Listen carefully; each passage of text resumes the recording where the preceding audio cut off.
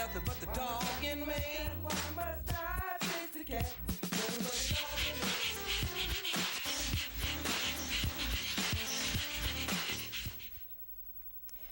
Good evening and welcome to Posse Presents.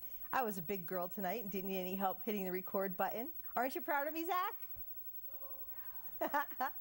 Yeah, if you watched last week's show, you saw me fumble. It happens sometimes. I don't know. I just, you know, human. It's a live show. Things happen. I can't say any more than that because it's the truth. You know, there's no editing. It's what you see is what you get, and what happens, happens, and it's there for all eternity. And I don't, you know, it'd be easy for me to be like, oh, you know, that show was messed up. I'm not going to put it up on YouTube. But I put every show up on YouTube. I think the only 2 shows maybe aren't on YouTube from the 6+ years that I've been doing this. And that's because I was having a problem, me and technology. YouTube had changed something for a while, and I couldn't upload the show. So when I was able to upload the show again, if I had put those 2 on, they would have been out of order, and my OCD would not have allowed it. So yeah, that's the only reason why those 2 shows aren't up there, and I'm pretty sure no one even noticed. So it is what it is, and here we are now. So I think we'll start with an update about Mia, who is a dog that I spoke about last week. She was given away. She was hit by a car. She was left. The people who had her that had just gotten her pretty much had no money to treat her. Went to the vet, were sent away because they had no money, didn't even have pain meds or anything for this dog who had a mangled shoulder. The dog sat for a good 25 hours before Sherry from For the Love of Jack made the move to have a wellness check done on her by the local police. She was seized, turned over to animal control, and ended up having to have her leg amputated. Throughout this, Mia has been a wonderful, true angel. She's been so good with everybody, trying to play and love on people and just have attention. She was too good. You know, the other alternative would have been to put her down. And how do you just put a dog down because of something like this? You know, I mean, she wasn't incurable or untreatable. Unfortunately, you know, there were obstacles, and they were overcome with the generosity of many. And Sherry and For the Love of Jack stood by her. And the wonderful update that I have for you tonight is that Mia is in a new home. She went there today. Been looking for updated pictures and, you know, any happy tales kind of posts, but I'm sure it was a hectic day. This is one of the pictures that was taken during the week, and, you know, she's just such a good girl. She's got such a strong will to be on with her life, and I think the people who took her, from what I understand, are probably so well suited to deal with her in her transition and her healing. And this is what it's all about, folks. You know, you can't get any better than taking a dog from being in a horrific situation that you wish they weren't in to begin with, to ensuring that they're cared for and placed in proper hands. I mean, it's what makes all of what so many of us do worthwhile. And I'm not so on the front lines anymore, but I do absolutely give props to the people who are. And it's a very difficult thing to have to pick up the pieces and keep fixing people's messes and, you know, hope for the best for these lives that never deserved to be in the position that they're in. So kudos to Sherry, For the Love of Jack, all the people who stepped up to make Mia's miracle happen and her forever to start today. Okay, there's another update that I've got for you that, you're probably just, you're going to shake your head like I've been all week. OJ and Dozer from last week. You may remember I talked about these two. I air them on the show. They've had a nightmare of a week, and it just, there's so many reasons that I'm shaking my head, but if you know me well enough, you know I'll get there. Anyway, so their owner became homeless and surrendered them to the shelter. A lot of people say, oh, I'd sleep in my car first and this and that. But you know what? I'm going to tell you, I've said that too. But if you think about it logistically, how is the rest of your life going to work?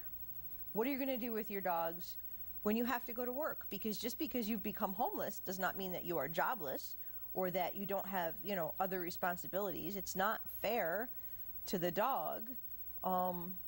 Winter, summer, what are you going to do with that dog? Are you going to leave him in your car while you're at work all day? You can't do that. So sometimes, yes, it is the right thing to do to make sure if you can't find any other reasonable accommodations, somebody that you can trust with them, et cetera, et cetera.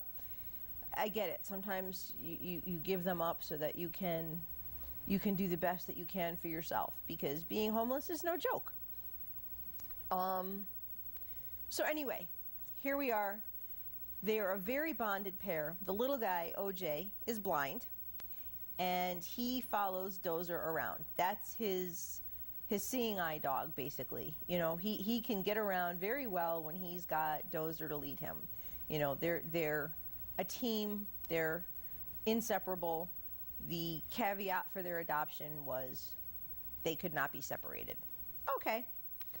So they adopted them out, and lo and behold, like a couple days later, little OJ, the blind guy, was found wandering on a rural road about 100 miles away all by himself. Well, how do you suppose that came to happen? Okay, well, the adopter was called. I've seen two different stories. One said that, she said someone was watching him for them, and one said that they gave him away because they didn't want him. But the upshot was whoever called her to say, like, hey, I got your dog, she said, oh, you can keep him. I don't want him back. What? Just what?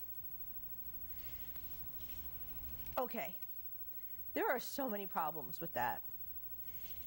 But then the shelter was contacted, and they took OJ back and called the person who adopted them and said, all right, now we need Dozer back. If you're not going to take them both, we need Dozer back. You cannot separate them. And she said she wasn't giving him back. So pretty clearly, this dirtbag had no intentions of ever adopting them both. She had her eyes on the pit. She had no use for the dachshund.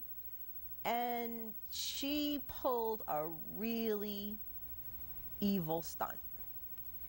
So the shelter was trying their best to get these two reunited, to get Dozer back, and she wouldn't budge. Well, don't you know, it got out on social media. It actually hit the news. Her name got out there, and people were blowing her up, on social media, however else, they could get to her. And, I've read that there were even some death threats. Well, maybe 600 of them or so, but whatever. Finally, I guess she couldn't stand the heat, and she gave Dozer back. So now OJ and Dozer had a joyous reunion.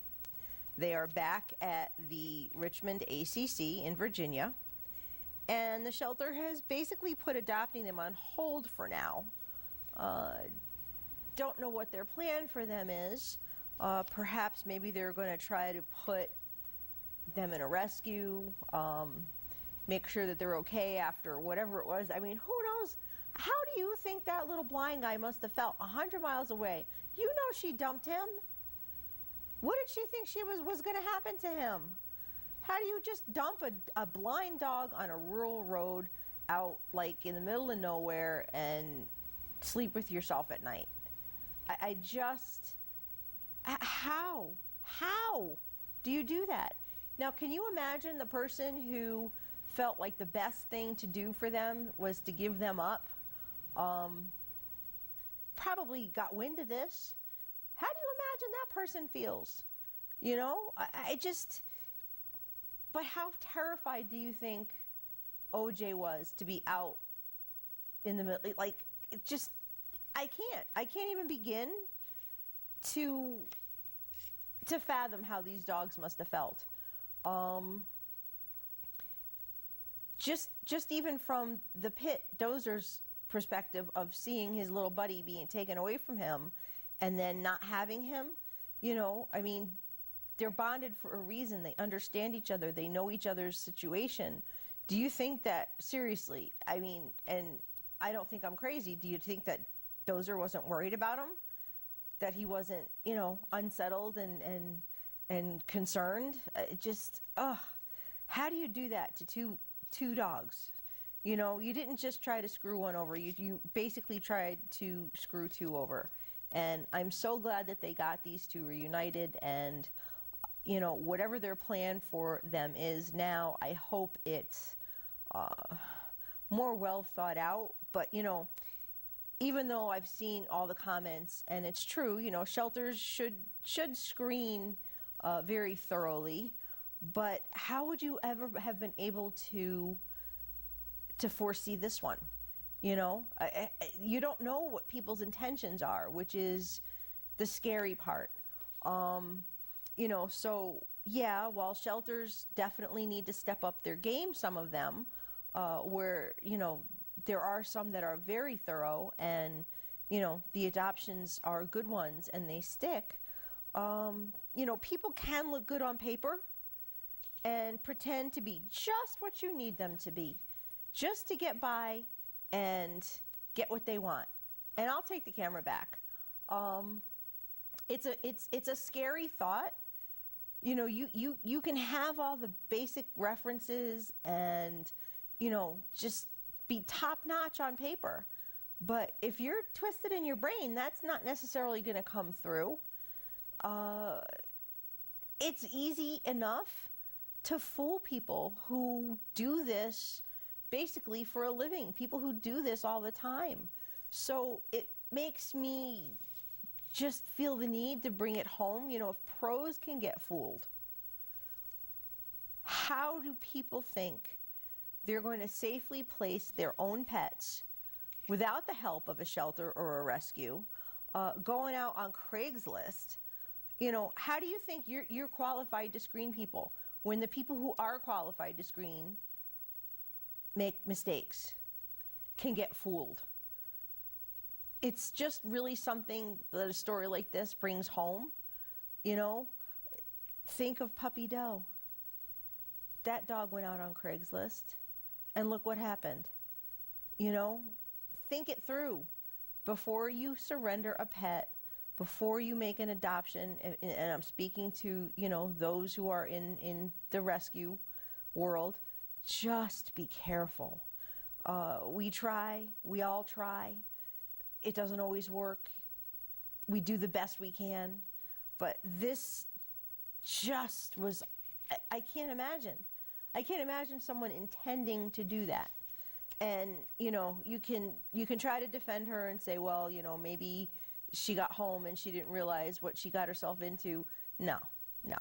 Then she should have returned both dogs to the shelter and not dumped one 100 miles away. Just no. You know, you've got to think of the well-being of the animal. There's just no. All right, so my rant, I think, is over. Zach is in there laughing. I think my rant is over. I think I got it all out of my system. I think we're good. But really, I hope that the shelter is either working to get them in a rescue, or maybe even what would be really nice is trying to get the owner a little help to be stable to take those dogs back. That would be wonderful.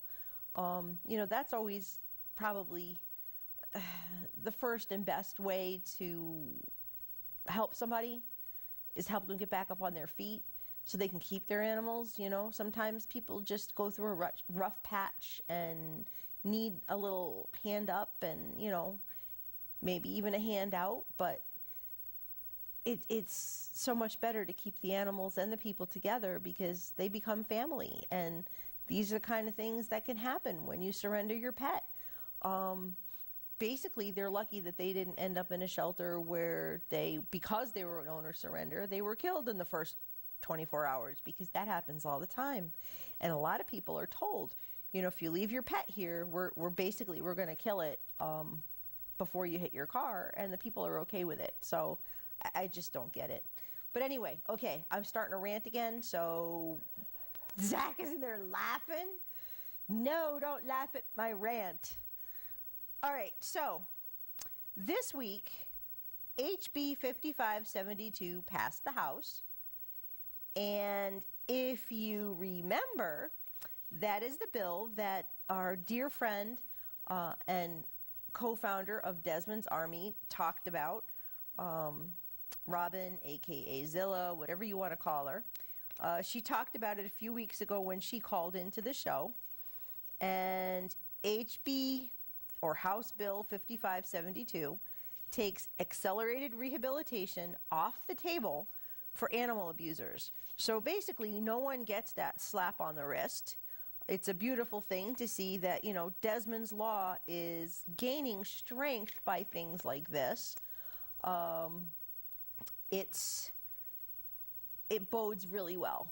It really does. I mean, unfortunately, there are so many abuse cases in the state and around the country, but in Connecticut, the loopholes are closing, and the ability to get away with stuff. That little window is turning into just a little peephole, and pretty soon it's going to be gone altogether. So props to Desmond's Army and all the legislators that worked so hard to make this happen. It's going to make a difference in the long run, and congratulations. Alrighty, so I'll take the camera back for a hot. And I've got some dogs for you. Wait till you see this guy. They named him Joker. Look at him. Just look at him. He is stunning. I mean, he's got like that happy pity smile. I love this picture of him running with the ball. Those eyes are to die for. Joker is at Stanford Animal Control, and he's been there since August. Can you even begin to imagine that he's been looking for a home for that long? Because I can't. Anyway, Joker would be best with an active family. He loves to run, as you can see in that picture with him with a tennis ball. He could use some leash training and probably some general training, because he's a very strong boy. He has a wonderful personality to go with his looks. He's about 2 years old, and maybe the problem is that they're saying he needs to be an only, which again, I always say it doesn't make him a bad dog. It just makes him a dog that's going to be a little harder to place, and I get it.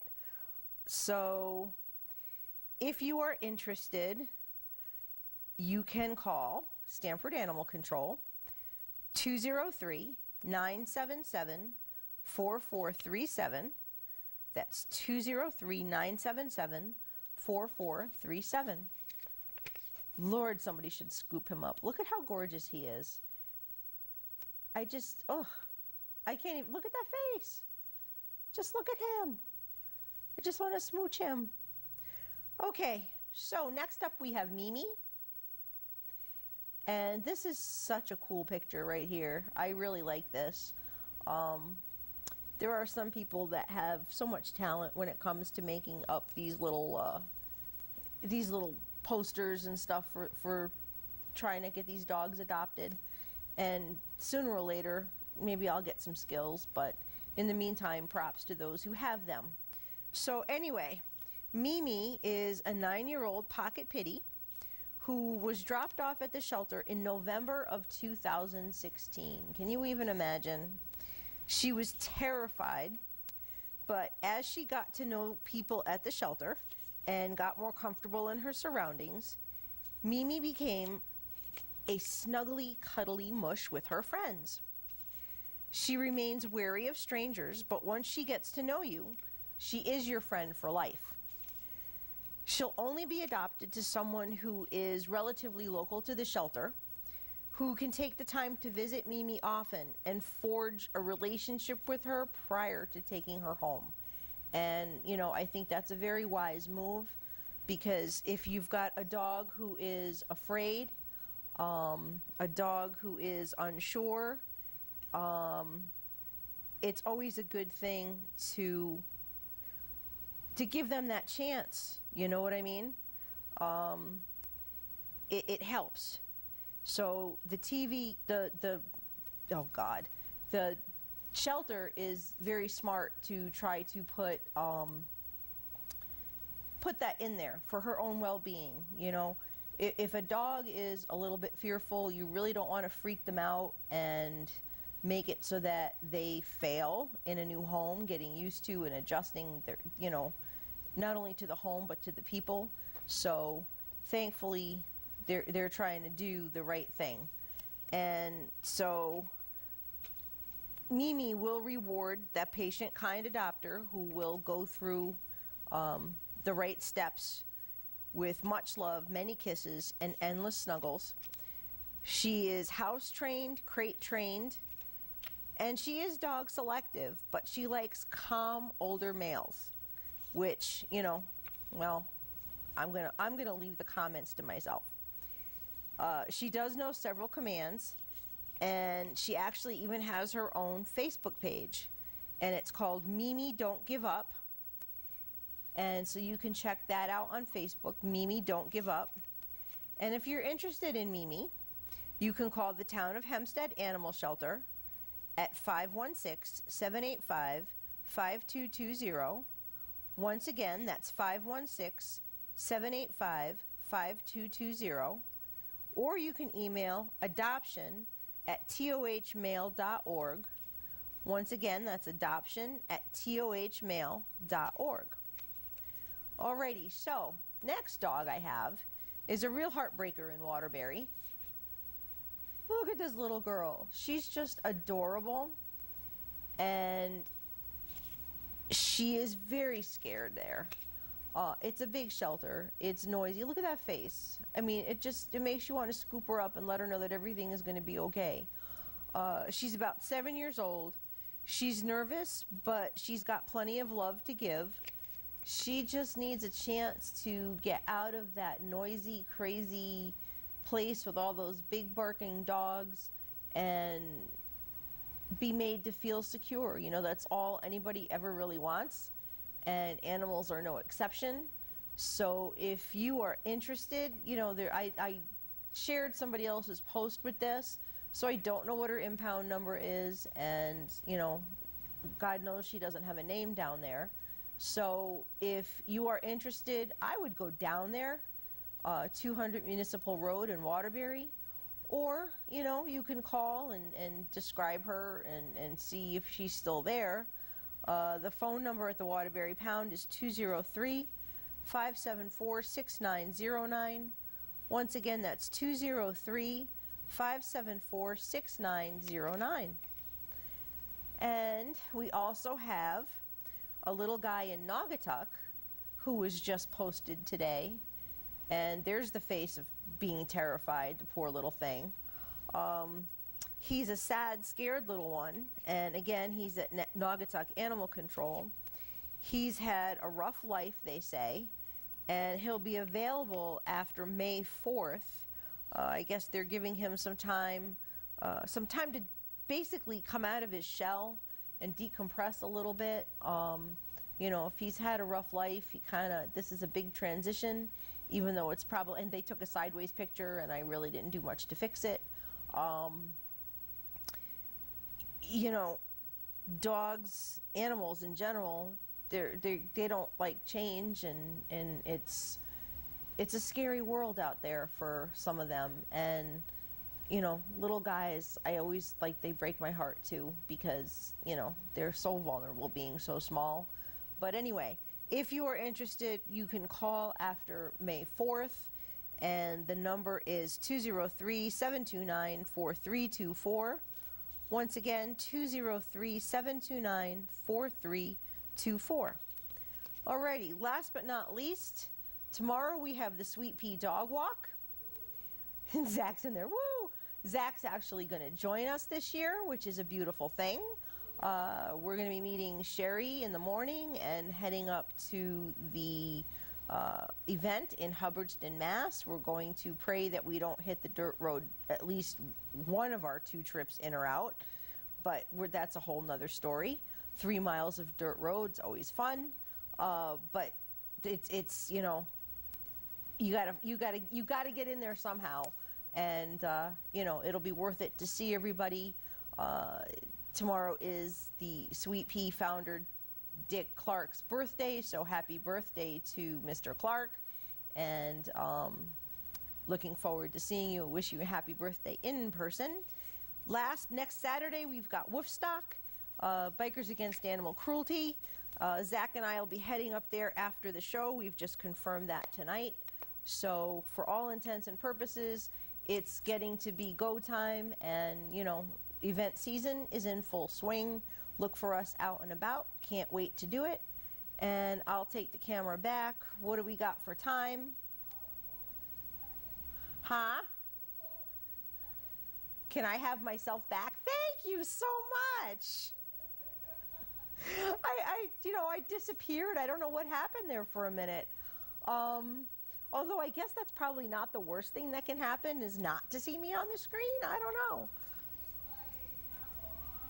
What? Oh, wow. Zach's in there dissing me. That's not nice. I make it so easy. Whatever. I'm going to say peace, love, and dogs. Until next week, thank you very much for watching, and good night.